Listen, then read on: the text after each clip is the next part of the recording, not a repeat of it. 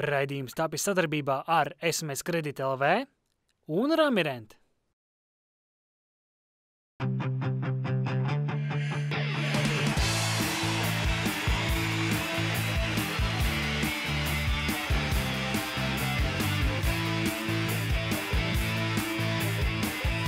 Esiet sveicināti, dārgie skatītāji! Šodien One-Up virslīga nedaudz citādāks formāts, un tā būs diskusija. Diskusijā piedalīsies futbola skolas Meta ģenerālsekretārs Girts Mihelsons. Sveicināti! Biedrības Latvijas futbola virslīga izpildu direktors Emīls Latkovskis. Sveicināti! Sporta centrs .com žurnālists Agris Suleizda. Sveiki! Pirmais jautājums. Lielais futbols Latvijā ir beidzies, sezona ir noslēgusies, un kādas ir jūsu sajūtas kopumā pēc aizvadītās sezonas? Cik mūsu klubam sezona beidzās pavisam nesen, mēs arī varam pievienoties tai daļai, kuriem tiešām ir noslēgusies sezona, un mums jau bija diezgan karstas diskusijas virslīgas biedru kopsapulcē. Ļoti labi apzināmies tās lietas, kas izdevās. Ļoti labi apzināmies arī to, kas neizdevās. Un viena no, protams, nepatīkamākajām lietām bija dažādi skandāli, bet bija stipri vairāk labas lietas, kas arī ar iepriekšējiem gadiem ir izdarīts daudz labāk. Un tāpat komunikācija, tāpat ažiotāža ap virslīgu, mēdī, kas par to interesējās. Un tomēr tā uzmanība ir stipri lielāka. Un, manuprāt, tas futbola tēls kļūst aizvien nopietnāks. Lai arī mums ir tiešām liela skandāla un tiešām nepatīkams ziņas, bet tomēr es gribētu teikt, ka solis ir veikts uz priekšu, un mēs apzināmies tiešām tos visus mīnus, no kuriem mums jāatbrīvojas, un ir skaidrs plāns, kā to izdarīt. Tāpēc es domāju, mūsu kopdarbs un šī saliedētība no visām pusēm, gan no klubu puses, gan no futbola federācijas spēlētāji, žurnālisti, izdarīsim pareizos secinājumus, jo es redzu, ka mēs visi gribam, lai futbols kļūst aizvien spēcīgāks. Vai jums pašam bija uztraukums pirms pārspēlēm? Man jau nav visu, ko uztraukties. Laukumā nedodos. Bet, protams, tā ir papildus nervozitāte, tās ir vēl papildus 2 spēles. Spēlētāji jau tā ir noguruši. Bet, kā jau es minēju iepriekš, tad mums bija diezgan detalizēti izstrādāts gatavošanās plāns šīm abām spēlēm. Un prieks, ka treneru kolektīvs un puiši spēja visu realizēt un tiešām izdevās saglabāt vietu virslīgā, un nākamgad izdarīsim visu, lai tomēr mēs vairs nespēlētu pārspēlēs. Un tagad paskatīsimies nelielu sižetu par pārspēlēm. Futbola biedrība Gulbene, triumfējot pirmajā līgā, ieguva ceļazīmi iekļūšanai SMS Kredit LV futbola virslīgas 2015. gada sezonā. Par šādu pašu ceļazīmi sapņoja arī no Gulbenes 90 km attālajā Rezeknē, kas pirmās līgas sezonu aizvadīja ļoti teicami. Lai nokļūtu SMS Kredit LV futbola virslīgā, Rezeknei vajadzēja pārspēlēs tikties ar šīs sezonas virslīgas 9. labāko komandu, proti futbola skolu Meta Latvijas Universitāte. Pirmā spēle Rīgā noslēdzās tā, ka intriga saglabājās vēl uz atbildes spēli Rezeknē. Pēc Gata Kalniņa veiksmīgi izmantotās pretinieka kļūdas aizsardzībā, rezultāts kļuva 1-0 par labu rīdziniekiem. Lai gan futbola skola Meta Latvijas Universitāte rādīja tehniskāku sniegumu, bija brīži, kad par sevi lika manīt arī rezeknieši. Atbildes spēle Rezeknē. Par spēles likmi bija dzirdējuši arī vietējie, kuri spītējot augstiem laikam, uz pirmo puslaiku bija sanākuši visai kuplā skaitā. Rezeknes futbolisti par to pateicās ar gūtajiem vārtiem, kas izlīdzināja rezultātu 2 spēļu summā.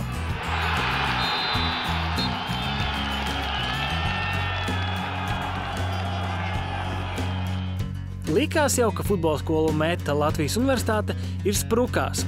Tomēr rezeknieši sajutuši vārtu garšu, ar to pārlieku aizrāvās un nespēja pilnvērtīgi un operatīvi atgriezties aizsardzībā, par ko samaksāja ar 1, bet pēc tam jau ar 2 zaudētajiem vārtiem. Otrajā puslaikā arī fanu rindas, saprotot, ka Rezeknei jāgūst vēl vismaz 3 vārti, kļuva tukšākas. Tikmēr rezultāts uz tablo auga. Izaugtas varēja arī vairāk par 1-5, tomēr vairākas labas izdarības metieši arī neizmantoja. Viens no pārspēļu varoņiem bija Meta LU līderis Gatis Kalniņš. Mēs jau tik viegli nebija, ja paskatās to ritējumu spēles. Ielaidām pirmie golu, bet man liekas, puikas neatslābinājās, jo otrā spēlē jau bija daudz drošāk. Ar pēc ielaistā gola mēs turpinājām spēlēt, zinājām, ka laukums būs smags un ka te būs vairāk tāda cīņa ar bumbu, cīņa ar pretinieku un nekas skaists droši vien, ka nebūs. Jā, paldies. Un izdevās ātri atgūt viens vārds, tas jau izbraukumā jau bija pa mums pa labu. Plus iesitām vēl viens ātri un pēc tam jau viss aizgāja daudz vieglāk, jo komandai tomēr Reizeknas komanda, cik es zinu, tik daudz netrenējās un viņiem bija grūtāk uz šī laukuma pēc makslīgā 3 dienas starpā. Tā kā, otrā spēles daļa sanāca diezgan viegli. Jūs redzējāt, jā, laikam, pirmā spēle, kad mēs zaudējām 0-1 vēl. Mums kaut kur pietika kaut kādas cīņas par kaut kur uz emocijām, jā. Otrajā spēlē tomēr, redzams bija, ka vienkārši kaut kur un pieredzes trūkums un meistarības varbūt trūkums pierāda to, ka liecināja to, ka mēs tagad tā zaudējām 1-5, tā pateikt. Ja godīgi, ka pārtraukumā ticējāt, ka var būt labi spēle pie rezultātu 1-2? Grūti, protams, bija, jā, bet iekšējā kaut kur jau katrs spēlētājs iekšēji kaut kur ticēja tam, varbūt tur maz tas bija tas ticamības moments, bet vienalga mēs gribējām tomēr iesist otros un varbūt un trešos, tur ceturtos, jā, ja sanāktu. Я неticēju, то мы неиет uz laukumā. То, что все-таки за 2 игры мы забьем хотя бы гол, лично я не сомневался, да. Вот. Наверное, прежде всего не хватило игровой дисциплины. Наверное, не хватило физических кондиций в конце года. И все это вылилось вот в такой результат по сумме 2 матчей. Mums nebija tik patīkami spēlēt pārspēles spēles, jā, bet mēs esam priecīgi par to, ka mums izdevās uzvarēt. Un bija nervoza uzvara mājās 1-0, un šeit uzbrukumā paveicās. Pretinieks uz beigām nedaudz jau laikam nevarēja paskriet, un tas fiziskais nebija tik labs, bet ar šīm te 2 spēlēm mēs esam apmierināti pilnīgi. Un paliekam virslīga, tas ir pats galvenais.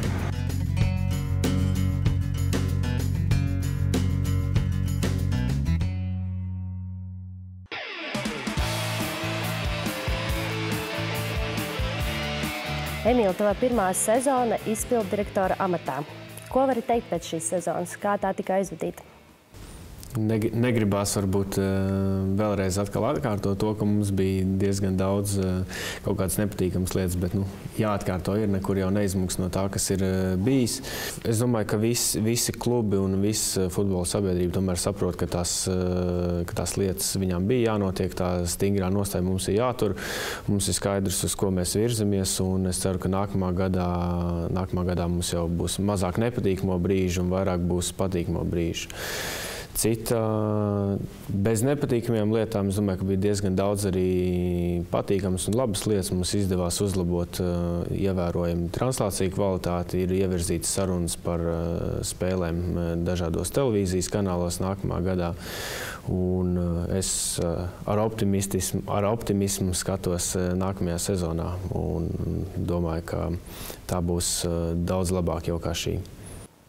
Agri, tev kā žurnālistam, kāds ir tavs lielākais atklājums šajā sezonā? Man kā žurnālistam varbūt negluži par šo tēmu, bet tā kopumā no sezonas šodien atklājums lielākais tas pats, kas visiem Jānis Ikaunieks. Spēlētājs, kurš pagājušajā sezonā nāca lielākoties tikai uz māju, nemaldos 2 vai 3 spēles pamatsastāvā, kurš netieši, bet tomēr diezgan regulāri tika kritizēts par attieksmi treniņos, bet šī sezona viņam ir negaidīti labi. Tas, ka viņš ir talantīgs, tas visiem bija zināms, bet uzreiz tik liels lēciens viņam sanāks. Un jau, kā redzam, viens no izvirzītajiem kandidātiem uz Latvijas gada labākā futbolista balvu, bet arī Jānim, kurā gadījumā vēl ir noteikti, kur augt. Un drīzumā jau jāspēr nākamais solīts. Tas arī var būt viens no galvenajiem punktiem viņa karjerā. Kā tev pašam šķiet, vai Ikauniekam un Gutkovskim jāpaliek Latvijā vai jābrauc kaut kur citur spēlēt?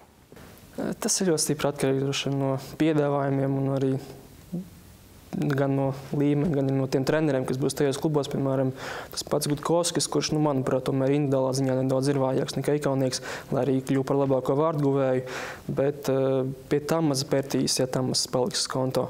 Domāju, viņš vēl nākamajā gadā ļoti spēcīgi var augt. Viņam, manuprāt, droši vien būtu jāpaliek sezona vēl Latvijā, vismaz vienu noteikti. Par Jānu tur ir atsevišķs stāsts. Tur ir jāstāsta stipri no piedāvājumiem, no tā, cik ļoti gribēs viņu tās komandas treneris un tā tālāk.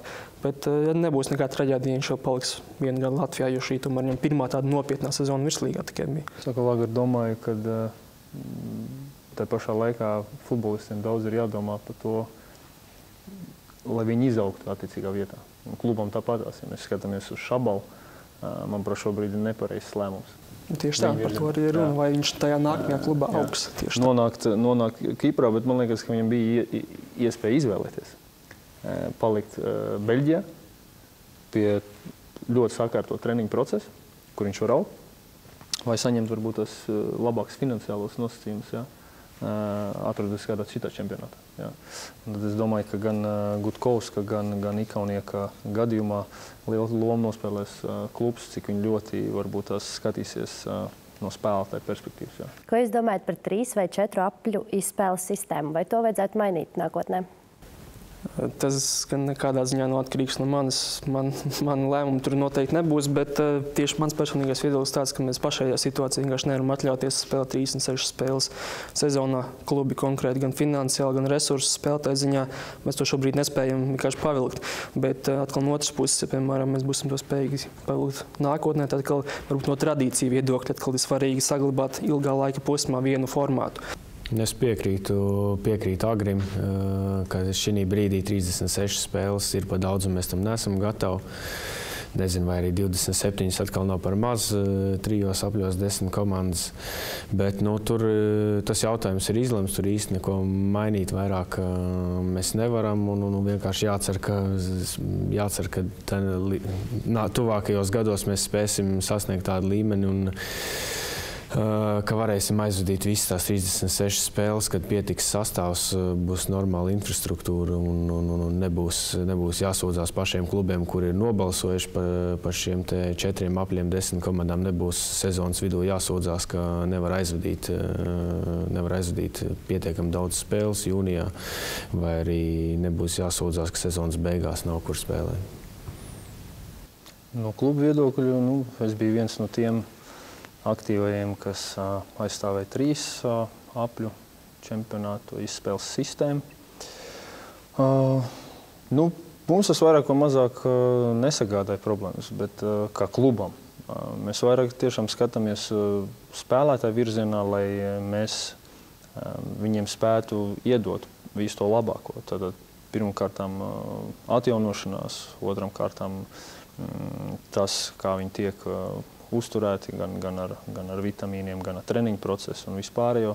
Tas ir ļoti būtiski, jo, ja mēs skatāmies to spēlētāju virzienā, sevišķi, kas vadošajos komandās spēlē, kā vienu no piemēriem noteikti jāmin Skonto, kuriem bija tiešām milzīgas problēmas finansiālās visas sezonas garumā, tad spēlētāji vairāk vai mazāk tieši dēļ šī apstākļa nespēja parādīt labāko sniegumu nedz čempionātā, nedz izlasē. Un es domāju, ka zaudētāji vairāk vai mazāk tomēr esam mēs visi. Un tāpat tās ir šie komerci jautājumi, televīzijas jautājumi, skatītāji jautājumi. Manuprāt, 36 spēles šobrīd tomēr skatītājs neredz šī čempionāta līmeni tik augstu, arī intrigu tik lielu, lai uz visām 36 kārtām spētu būt klāt. Šobrīd, mēs neviens nezinām, vai uz nākamo gadu saglabāsies 10 komandas. Tikpat labi varbūt 9, varbūt arī 8, un tad noteikti 4 apļi būs tieši laikā, tātad 28 vai 32 spēles. Vai SMS Kredit LV arī turpmāk atbalstīs virslīgu? Šobrīd vēl 100% atbildes nav.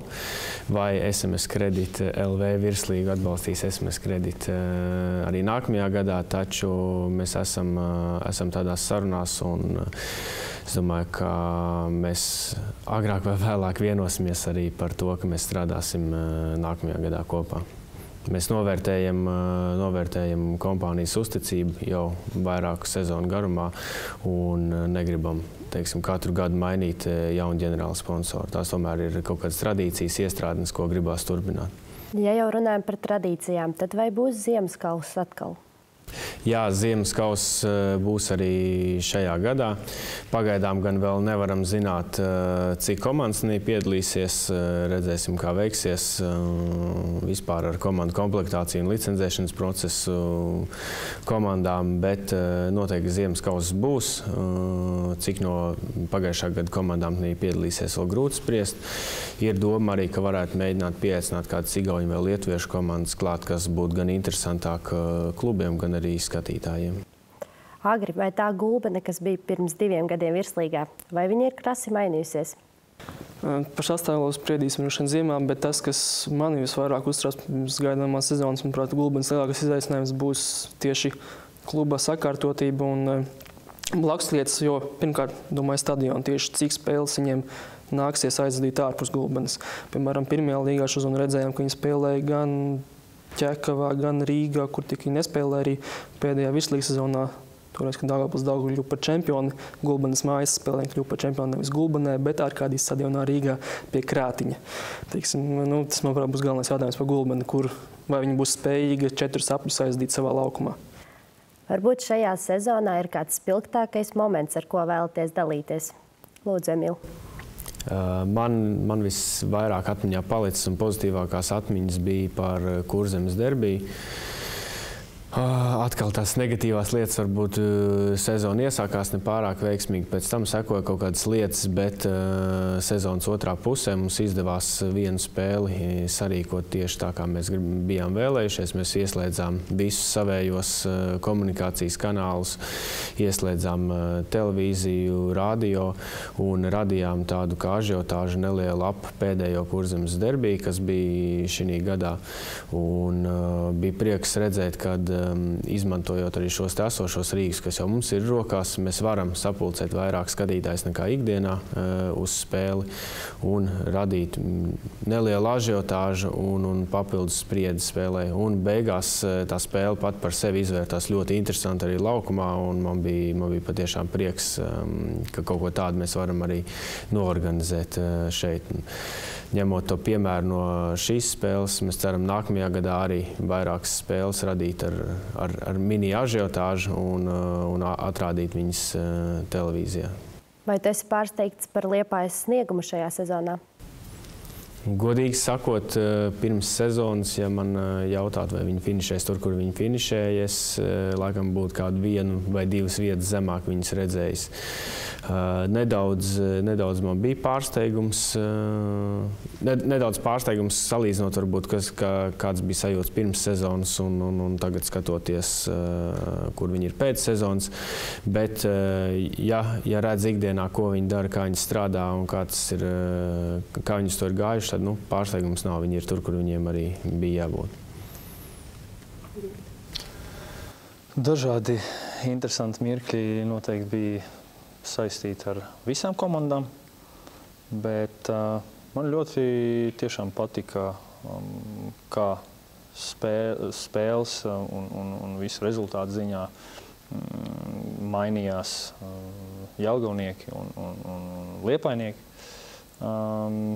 Ļoti patīkami bija vērot, ka viņi tiešām ķērās aiz saviem mērķiem, aiz savām ambīcijām, lai nebūtu ne īpaši vieglos apstākļos. Tāpat jelgavniekiem, mēs zinām, iesākam ar vienu treneru, pabeidz cits treneris, bet pa vidu izdevās viņiem izcīnīt Latvijas kausu. Ja?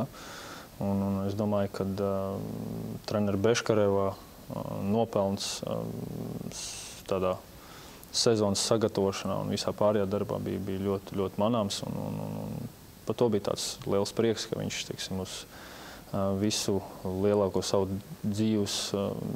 treneru dzīvi aizvadīja jaunatnes futbolā. Viņš tomēr pierādīja arī, ka viņš šeit virslīgas līmenī arī spēja ļoti kvalitīvi strādāt. Un nepavelt pie viņa ir izaudzis viens no mūsu izlases labākajiem spēlētājiem Cauņa. Ja? Es domāju, ka, lai Dievs dod trenerim veselību, ka viņš spēs arī turpmāk varbūt padalīties, ja ne pats trenēt un piedalīties aktīvu treniņu procesā un spēļu procesā, tad vismaz padalīties ar tām zināšanām, kuras viņam ir šo gadu gaitā sakrājušās. Ķirts varbūt vairāk tādām globālākām lietām parunāja, bet tieši runājot par tādiem amizantākiem gadiem, laikam 2, kas atmiņā šobrīd palikuši, varbūt, ja ņemts vēl sezonas sākumā, būtu kaut kāda citāda tāda hierarhija, bet sezonas beigās Slovākija šobrīd atmiņā palikuši 2 momenti. Pirmkārt, Emīla pieminēta Liepājas derbija, kad viņš gājies nofotografēja komandas biedrus, un otrs, kad Tamas Spērti, ja nemaldos, pēc spēles pret Jūrmalu, laikam tas bija paņēmis preses konferenci līdzi savu bērnu. Tas kaut ko tāds nebija vēl redzējis. Ne Latvijā, ne arī ārzemēs. Un tagad, skatītāji, aplūkosim aizvadītās sezonas 10 skaistākos vārtu gūmus.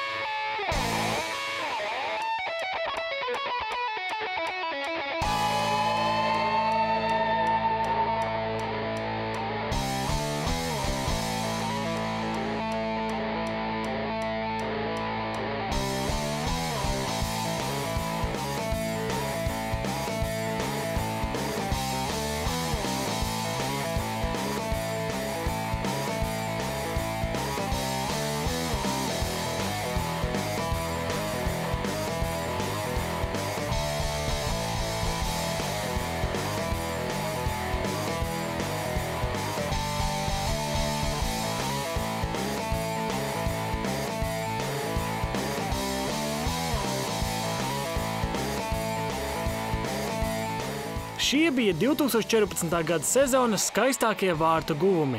Lai noteiktu pašu labāko, drīzumā Futbola virslīgas mājaslapā būs pieejama informācija par to, kur un kā būs jābalso. Seko SMS Kredit LV Futbola virslīgas sociālo tīklu kontiem, lai nenokavētu balsojumu.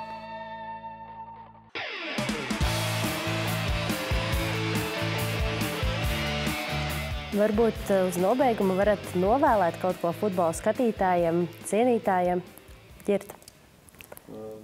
Mans novēlējums varbūt tās neskanēs kā laimi, prieku un tā tālāk, bet laimi un prieku es īsti negribu novēlēt, es gribu, lai mēs to sasniedzam. Lai mēs šīs sajūtas sasniedzam ar savu darbu un mums jāapzinās, kur mēs īsti esam. Es domāju, ka ļoti labi mūsu futbola līmeni un atrašanās vietu uz futbola pasaules kartes parādīja holandē. Un es domāju, ka mums tomēr jāuzņemās visiem ir liela daļa līdzatbildības par to, kā mums izskatās arī Latvijas futbola galvenā izlase.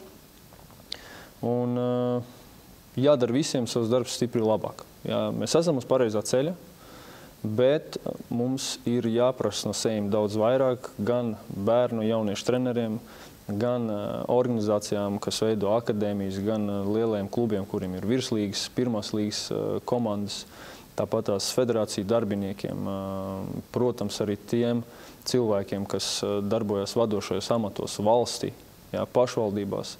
Viņiem jāsaprot ir viena lieta, ka futbols kā spēle jau ir izaugusi tik tālu pasaulē, visā pasaulē, ka tā ir principā piemērojama jau tādai valsts sejai. Tā ir kā valsts, viena no valsts tādām vizītkartēm simbols, jā, ar kuru katra valsts lepojas. Un ja mēs pie tā nestrādājam tiešām ar vislielāko deksmu, tad mēs diezgan bēdīgi nosādīsim visas pasaules acīs.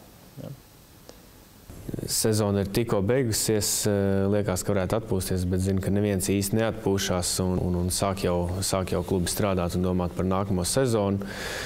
Un domājot par nākamo, aiznākamo un vēl nākamajām sezonām, es varu novēlēt Latvijas futbolam, lai tam būtu cilvēki, kas ir darbīgi, entuziastiski, inteliģenti un lojāli futbolam un kas strādā un paceļ to futbolu mums tādā līmenī, ka tas ir neapšaubām sporta veids numur 1. Un mums ir tāda izlase, par ko mēs varam lepoties, un mums ir tāds nacionālais čempionāts, uz ko mēs varam skatīties ar prieku un lepoties.